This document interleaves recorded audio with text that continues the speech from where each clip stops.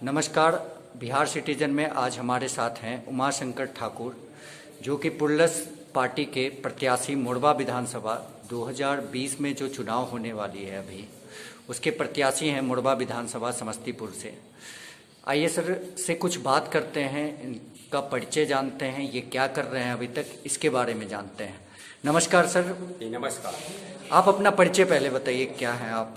जी मैं उमाशंकर ठाकुर और पिछले 14-15 वर्षों से शिक्षण कार्य से जुड़े हैं और शिक्षण कार्य में पटोरी में आने से पूर्व भी हमारा काफ़ी लंबा अनुभव रहा है और कुल मिलाकर के अगर देखें तो लगभग 26-27 वर्षों से शिक्षण कार्य के साथ साथ सामाजिक कार्य जो होते हैं, इसी तरीके का जिस क्षेत्र में हम रहते हैं, जिस समय जिस प्रकार से भी समाज की सेवा की जा सकती है उस सेवा में हम जुड़े रहे हैं। और चाहे वो बाढ़ के अवसर पर बाढ़ पीड़ितों की मदद हो, मेला उला के आयोजन के समय दूर से आए हुए लोगों का, जो कि हमारे क्षेत्र में 2 तीर्थ स्थल है, विशेषकर एक अमर सिंह स्थान का है और एक केवल स्थान का है, तो वहाँ बहुत दूर दूर से लोग आते हैं, तो उस अवसर पर भी हम लोगों की सेवाएं लोगों को मिलती रहती हैं। सर, जैसा कि आपने बताया कि शिक्षक हैं जी और शिक्षा जगत से जुड़े हुए हैं, आजकल का जो माहौल है उसमें शिक्षा को लोग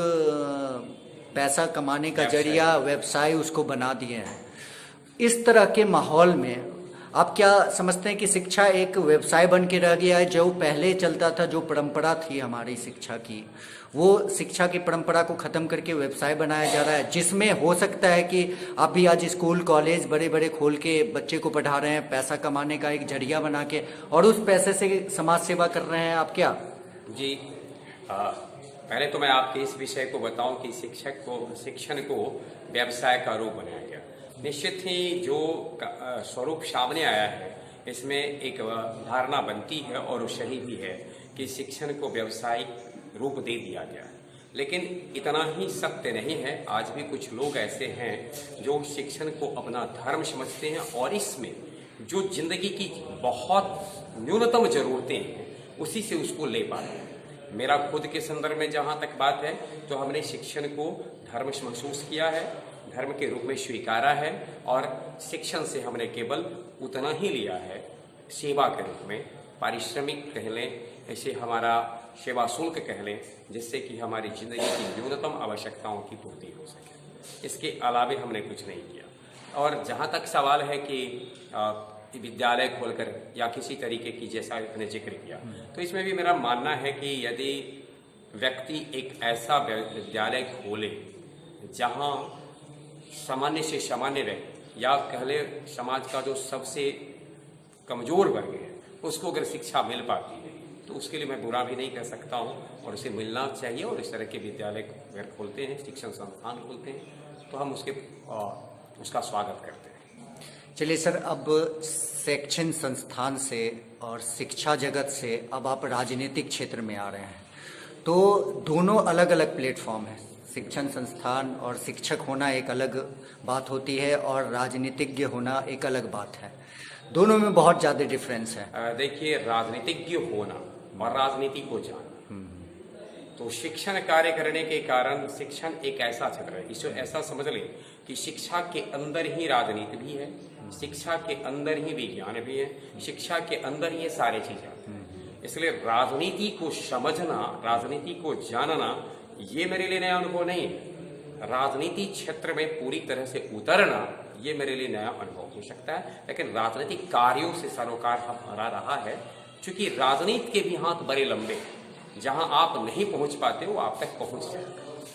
तो थोड़ा सा ऐसा है, दोनों क्षेत्र मेरे लिए सेवा का है और सेवा के करने के कारण मुझे लगता है कि मेरे लिए कुछ विशेष परेशानी इसमें नहीं है। और मुझे लगा कि शिक्षण कार्य को बेहतर करने हेतु आवश्यक है कि राजनीतिक क्षेत्र की सेवा भी की जाए, ताकि यह परिमार्जित हो, परिशुद्ध हो, बेहतर हो और इसकी देखरेख में शिक्षण सुंदर स्वरूप को प्राप्त करना। क्योंकि जो दशा बन गई है, जैसा आपने जिक्र भी किया, व्यावसायिक हो जाना, तो ये कौन से लोग हैं जो व्यावसायिक बना दिए हैं इसको? और तंत्र कर क्या है? तंत्र की भी एक भूमिका होती है ना। अगर व्यावसायिक अगर बना दिया गया शिक्षा को, तो सिस्टम बैठ करके क्या कर रही है? तो मुझे ऐसा लगता है कि अब ज़रूरत है कि शिक्षण को हर क्षेत्र से अगर बचाना है तो आवश्यकता थी कि राजनीतिक वातावरण बेहतर बने, वो परिशुद्ध हो। इसी दृष्टिकोण से हमने इसमें कदम रखने की सोची। चलिए सर, आप अभी राजनीति में कदम रखे हैं। जी जी। इसमें अभी तक शिक्षक को एक बहुत ही सम्मान दृष्टि से देखा जाता है जी। और राजनीति के तौर पे जब आप जाते हैं उस पे आलोचना जिसको बोल सकते हैं, कमेंट जो होता है वो गलत गलत तरह का आते रहता है सामने में सुनने के लिए। अभी आपको और जी, मिलेगा जी, जब आप मिलेंगे, इस निश्चित मिलेंगे, हाँ। क्षेत्र में जाएंगे। तो फिर क्या आपको उससे डर नहीं लगता है कि इस तरह का माहौल अगर बनेगा, मेरा एक व्यवसाय है जी, या जी, फिर जी। हम एक सेवा दे रहे हैं और उस क्षेत्र में इस तरह का हमारे ऊपर कोई आरोप लगाए? एक विशुद्ध शिक्षक के रूप में जब मैं अपने को देखता हूँ तो मुझे लगता है कि इन आरोपों से शिक्षक को भयभीत नहीं होना चाहिए और उसे किसी तरीके से यानी इन चीज़ों को झेलने के लिए तैयार रहना चाहिए। क्योंकि यदि हम किसी जगह पर अगर कचरा करते हैं, कहीं पर अगर कचरा है, तो अगर हम ये सोचते रहते हैं कि कचरा कचरा कचरा है तो कभी दूर नहीं हो सकता। उसको मुझे क्या करना पड़ेगा, उसे वहाँ जाकर के हटाना पड़ेगा। कहीं पर कीचड़ है, कीचड़ को अगर हम डंडा से हटाने की कोशिश करेंगे तो और वो फैल जाता है। और कीचड़ को हटाने के दौरान यदि आपके हाथ में कीचड़ के दाग आते हैं और किसी ने देख करके उस पर केवल कमेंट किया है तो इसे चिंतित होने की जरूरत नहीं है। व्यक्तियों का नजरिया बदलता है, वो एक नजरिया है, नजर के सामने जो चित्र उभरता है उसी से नजरिया बनता है। तो राजनीति का जो चित्र सामने आया है, इससे लोगों ने राजनीतिज्ञों पर लांछन लगाना शुरू किया है। लेकिन गवाह है हमारा देश का राजनीतिक व्यवस्था कि ऐसे ऐसे राजनीतिज्ञ भी हुए हैं जो काफी सम्मान की दृष्टि से देखे जाते रहे हैं। और मुझे लगता है कि जब उस क्षेत्र में भी ऐसे उदाहरण दिखाए जाएं, दिए जाएं, तो लोगों का नजरिया बदलेगा। क्योंकि राजनीति का अभिप्राय होता था राज्य के लिए नीति निर्धारण करने के लिए सर्वस्व त्याग, परंतु अब स्थिति पलट गई थी, राज करने के लिए सब कुछ अपने हाथों में लेना, इसे लोग राजनीति। परंतु था उल्टा, राज्य के लोक कल्याण हेतु, जन कल्याण हेतु नीति का निर्धारण करने हेतु और जन कल्याण हेतु सारी चीजों को आप त्याग दो, ये राजनीति। तो भाषाओं परिभाषा के बदलने के कारण ऐसे लांछना के दौर शुरू हुए, परंतु मेरी आस्था उस राजनीति में रही है जिसमें कि त्याग की भावना हो, जिसमें मूल्य महत्व रखते हो।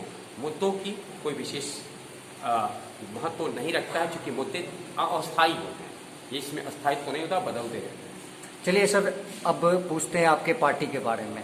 पार्टी पुलरस पार्टी से ही क्यों आप चुनाव लड़ने के लिए आए हैं और पुलरस पार्टी में आपको ऐसा क्या दिखा जो उससे? पुलरस पार्टी के, मैं बहुत संक्षेप में एक बात कह दूं कि पुलरस पार्टी में मुझे एक नीति दिखाई, प्लान।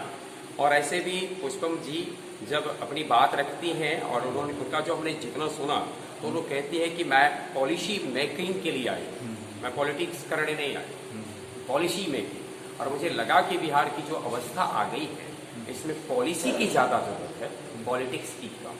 तो जब हमने महसूस किया कि कोई सोच रही है तो जो सहयोग हमारा हो ये देखना, मतलब कि कुछ बेहतर समाज बनाने के लिए आप अपना सहयोग के तौर पे अभी राजनीति क्षेत्र में उतरे हैं। अच्छा, अभी के प्रेजेंट में विधायक हैं विद्यासागर निषाद जी, जिनके बारे में आप ही के क्षेत्र के विधायक हैं, जानते होंगे उनके बारे में। उस क्षेत्र में उनका जो कार्यकाल रहा है तो उनसे कितना आप संतुष्ट हैं? उनके कार्यकाल के बारे में अगर थोड़ा सा संक्षिप्त टिप्पणी कर देते। आप जैसा कि जिक्र किए कि मैं शिक्षक हूँ और यदि मैं संतुष्ट ही होता, सारी चीजें ठीक ही होती, तो मुझे अपना क्षेत्र बदलने की जरूरत है। तो ये तो अपने आप में चीजें हैं कि कुछ चीजें हैं जो ठीक ठाक नहीं चल रही। नजर से हमने तो पूरा बिहार नहीं देखा है, मोरबा को बहुत करीब से देखा है। वो बिहार के बारे में सुनते रहते हैं, लेकिन मोरबा को करीब से देखा और मोरबा की जो हम कह सकते हैं कि जो दयनीय दशा है, दुर्दशा भी कह लें, इसके कारण मुझे लगा कि हमें इसमें आना चाहिए। और ये दयनीय दशा और दुर्दशा ही बताती है कि वर्तमान विधायक जी इसके प्रति कितना समर्पित रहे और कितना बेहतर कार्य किया है। चलिए सर, अब रहा मुख्यमंत्री जी के बारे में थोड़ा बात कर लेते हैं। 15 साल राजद की सरकार रही है, 15 साल एनडीए गठबंधन की सरकार रही है। राजद में लालू जी, राबड़ी जी राज किए, उसको जंगल राज का एक नाम दे दिया गया। अभी जो है और अभी जो 15 साल का कार्यकाल रहा है उसमें जो है उसको सुशासन बाबू, अपना सुशासन बाबू का नाम दिए हुए हैं, सुशासन की सरकार है। तो इसमें आप कैसे इसको देखते हैं, इस 30 साल का आप कैसे अनुभव शेयर? अभी 15 साल का जो है लालू प्रसाद जी का, लालू प्रसाद जी का कार्यकाल रहा है, हाँ राजद का। फिर 15 साल नीतीश बाबू का सरकार रहा है जो सुशासन बाबू के नाम से जाने जाते हैं। उधर जंगल राज, इधर सुशासन की सरकार जानी जाती है। इस 30 साल का जो दौर रहा है, इस 30 साल को आप कैसे देखते हैं? शुरुआती 15 वर्ष जिसको आपने कहा वो सोशल जस्टिस के नाम पर, सामाजिक न्याय के नाम पर जो व्यवस्था पैदा की गई, उससे एक दुर्व्यवस्था पैदा हो गई, कुव्यवस्था पैदा हो गई, जिसका नाम जंगल राज दे करके इन्होंने उस जंगल को हटाने के नाम पर सुशासन की शुरुआत और अपना नाम कहा कि हमने सुशासन व्यवस्था की शुरुआत की। लोग त्रस्त थे क्योंकि सोशल जस्टिस के नाम पर उनके साथ कुछ विशेष हुआ नहीं था, उससे लोग परेशान थे और इसलिए एक आशा की किरण के रूप में ये आए थे। समस्याएं कुछ अलग अलग तरह की हो गई थी और उस दिशा में इन्होंने पहल जरूर किया था, परंतु आगे चल करके जैसे जैसे ही इन्होंने इनका सत्र आगे बढ़ा, इनका दौर आगे बढ़ा, आत्ममुग्ध होते गए और आत्ममुग्ध से थोड़ा सा आगे का शब्द मैं इस्तेमाल करूं, अहंकारी होते गए। और अहंकार में फिर उनको लगा कि जो मैं कर रहा हूं वो सब के सब जायज है। और वर्तमान स्थिति में अहंकार को भी, क्योंकि अंधकार से ज्यादा खतरनाक होता है अहंकार, तो मुझे लगता है कि वर्तमान इस समय में सबसे ज्यादा जरूरत है ऐसी व्यवस्था को परिवर्तित करने की जिसमें अहंकार का बोलबाला अधिक हो। तो वर्तमान शासन को आप कह सकते हैं कि एक अहंकारियों का शासन, एक अहंकारियों का शासन रहा है वर्तमान में भी, अहंकारियों का अहंकार तंत्र कह इसका। सर, मोरबा विधानसभा है आपका, मोरबा विधानसभा में जो है सो बहुत ज़्यादा मल्लाह का वोट है और भी बहुत सारे जातियों का वोट है। आज भी जो है बिहार में राजनीति जाति के नाम पे होती है, आपको देखने के लिए, सुनने के लिए मिलता ही होगा। MY का समीकरण, जिस जगह पर जिनकी संख्या जाती हो उन्हीं को पार्टी वोट ये भी देती है, टिकट भी देती है।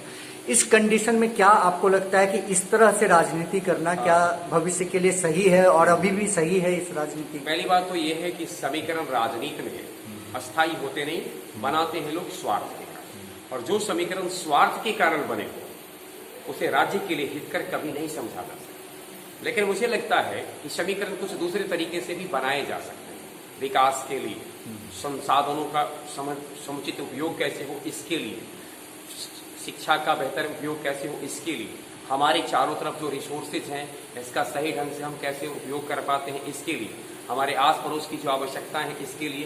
तो ऐसा नहीं है कि आज का जो वर्ग प्रबुद्ध है वो इस समीकरण से उबर नहीं सकता है। दरअसल उसे एक विकल्प की तलाश है, और जब वो विकल्प मिलेगा तो हमने जितना महसूस किया है तो उससे उबर सकता है, और उबरा बहुत जगह पर ऐसे इसके प्रमाण भी मिले हैं कि उबरते हैं। और जहाँ तक विश्वास ऐसे समीकरण पर है तो मुझे कतई इस समीकरण पर कभी कोई विश्वास नहीं रहा, क्योंकि इस प्रकार से जातीय समीकरण स्थापित कर सत्ता हासिल तो किया जा सकता है और लोगों ने किया है, लेकिन इसके परिणाम ज़्यादा बेहतर नहीं रहे हैं। और लोग महसूस कर रहे हैं अब मुद्दों पर जो वर्तमान समस्याएं आई हैं, जैसा आपने कोरोना काल के दौरान देखा होगा, जिस प्रकार से मजदूरों का आना हुआ, पलायन करना शुरू किया, और हमारे अपने ही देश में हमें प्रवासी की नज़र से देखा गया, कई तरह की स्थितियां आई, देश मतलब राज्य में एक अलग सा वातावरण रह गया। तो लोग अब चाहते हैं विकास की राजनीति, अब चाहते हैं योजना की राजनीति, यानी अब जो है सो मुद्दा बदल रहा है।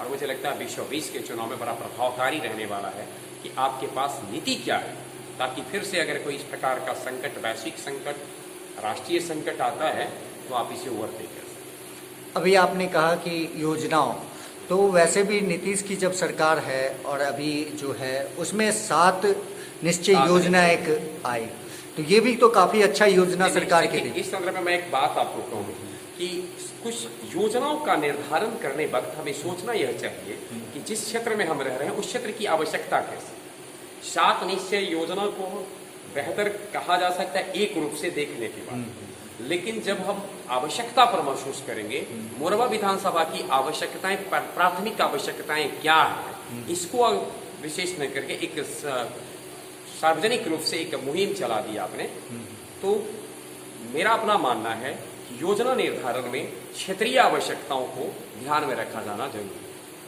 और इसलिए मैं इस योजना को, इसकी शिकायत नहीं कर रहा हूं, लेकिन कह रहे हैं कि क्षेत्रीय आवश्यकताओं की अनदेखी जो किया जाता है, ये एक कमजोर पक्ष है। अभी एक क्वेश्चन रहेगा सर कि 30 साल पहले कारखाना था, 30 साल पहले जब सरकार थी तो कारखाना वगैरह कंटिन्यू चल रहा था। जब से राजद की सरकार आई, उसके बाद नीतीश की सरकार आई, इस दौरान में कारखाना बंद होना चालू हो गया। शायद 15 साल में ही ये अभी 25 जो पीछे हुआ है सब में देखेंगे इस समय, क्योंकि 30 साल पहले लोग बोलते थे, उतना हम लोग भी जानकारी नहीं है, लेकिन जहाँ तक सुनने में आता है कि उस समय कारखाना चल रहा था, चाहे वो जूट मिल हो या फिर चीनी मिल हो या फिर पेपर मिल हो, बहुत सारा कारखाना बिहार में चल रहा था। वो बंद होने का कारण क्या रहा और इस 30 साल में क्यों नहीं फिर से ओपन किया गया? यही हमने जैसा कि अभी आपसे जिक्र किया कि आपने एक समीकरण सेट करके सत्ता प्राप्त कर लिया, लेकिन आपके पास कोई योजना नहीं थी, कोई नियोजन पे आप काम नहीं कर रहे थे, तो स्वाभाविक है कि उसकी नीति, हमें इस बात को ध्यान में रखना होगा कि इन्हीं 30 वर्षों में जिसका आपने जिक्र किया, इन 30 वर्षों में दूसरे राज्यों में काफी विकास हुआ, परंतु हमारे यहाँ योजना हम सही ढंग से नहीं बना सके, नीति ठीक से नहीं बना। इसलिए क्या हुआ कि कच्चा माल की आपूर्ति जहाँ जहाँ कम होते गई, कच्चा माल की जो उपज थी, जिस प्रकार का जो लोग किसान उत्पादन करते थे, ये सब जितने मिल जिसकी चर्चा आपने की, उसके लिए कच्चा माल किसान वर्ग के लोगों के उसे प्राप्त होगा इन उद्योगों का। धीरे धीरे उनको उचित मूल्य नहीं मिला, धीरे धीरे वो बंद पड़ा, चीनी मिल बंद हो गए, कागज था उसका बंद हो गया, जूट मिल बंद हो गए, चूर फैक्ट्री भी पटोरी में थी, सारी चीजें धीरे धीरे बंद पड़ने लगी। अब दूसरी चीजें जो सरकार बाद में आई, उस सरकार को बस केवल एक चीज पर ज्यादा ध्यान देना था और उसने किया कि बस गरीब को गरीब बनाते रहो और उससे बस केवल राहत ऐसी योजना देते रहो। अगर ये फैक्ट्रियां खुल गई, सारी चीजें शुरू हो गई, ये धनाढ्य हो जाएंगे, बेहतर हो जाएंगे, मजबूत हो जाएंगे, तो फिर हमारा गुणगान कौन गाएगा कि हमने ये किया। इसलिए इस सरकार की नीयत पर और उस सरकार की नीति पर दोनों का संयुक्त परिणाम हुआ कि 30 वर्षों में बिहार का जो जितने भी इंडस्ट्री थे वो बंद पड़े हुए हैं। अभी भी शायद इंतजार कर रहे हैं कि शायद कोई आए और मेरा कायाकल्प हो जाए। सर, आप एक शिक्षक हैं जी। अभी लॉकडाउन के दौरान जो है तो बहुत सारी शिक्षण संस्थान बंद रही है और बहुत सारे बच्चे अभी, क्योंकि जिस तरह से डिजिटली जो गरीब बच्चे हैं उनके पास डिजिटली तौर पे नहीं पहुंच पाया शिक्षा का वो, तो इस पे आप क्या संदेश देना चाहते हैं? कैसे वो अपने इस दौरान जो बंद रहा है उसमें वो कैसे निकल के आए? क्योंकि आप एक शिक्षक हैं, आपका गाइडेंस, आपका संदेश जो बहुत जरूरी है, तो हमारे प्लेटफॉर्म बिहार सिटीजन से आप क्या संदेश देना चाहते हैं उन बच्चों के लिए? पहले तो मैं इन बच्चों को एक बात बताना चाहता हूँ, ये तो दौर बड़ा मुश्किल था। एक नए जिस प्लेटफॉर्म में वो थे, वहाँ से उनको पूरी तरह से अपने आप को चेंज करना कहीं आसान नहीं होता है। ऑनलाइन एजुकेशन, ऑफलाइन एजुकेशन से कम्प्लीटली ऑनलाइन आना, और बिहार चूँकि बहुत सारा क्षेत्र ग्रामीण क्षेत्र है जहाँ ठीक से पहुँच नहीं पाता है, नेट की असुविधा रहती है, तो मैं उनसे एक विशेष कहूँगा कि थोड़ा सा धैर्य रखते हुए और जो स्वाध्याय है इसको जारी रखें, और निकट में जो शिक्षक का गाइडलाइन होता है, ऐसे धीरे धीरे अनलॉक की प्रक्रिया शुरू हुई है। परंतु हमारे राज्य में अभी ऑनलाइन एजुकेशन उतना सफल नहीं है, क्योंकि ये दशा से पैदा हुई थी। ऐसा अगर शुरू से होता रहता तो वो प्लेटफॉर्म से एक्सेप्ट हो चुका होता। तो मैं विशेष निवेदन करूँगा उनसे कि आप स्वाध्याय पर विशेष बल दें और साथ साथ निकटवर्ती जो शिक्षक हो जिनसे उनको कुछ गाइड मिल सकता, उनके संपर्क में बना। चलिए, और आखिरी में जनता को संदेश दे दीजिए, मोरबा की जनता को आप किस तरह से संदेश देना चाहेंगे? मोरबा की जनता से मैं बस केवल यही कहना चाहूँगा, सेवा की भावना हमारी रही है और मैं सेवक के रूप में सेवा की भावना लिए आपके बीच में हूँ। आप हमें सेवा का अवसर प्रदान करें और हमें जिस प्रकार से भी उनको हमें परखना है, किसी कसौटी पर कसना है, आपको अधिकार है। अपने कसौटी पर, सारी कसौटियों पर कसें परखें और सेवा का अवसर दें। बस यही और उनके प्रति शुभकामना भी व्यक्त करते हैं। आने वाला जो चुनाव है वो सब कुछ शुभ हो, इसके लिए बहुत बहुत धन्यवाद सर।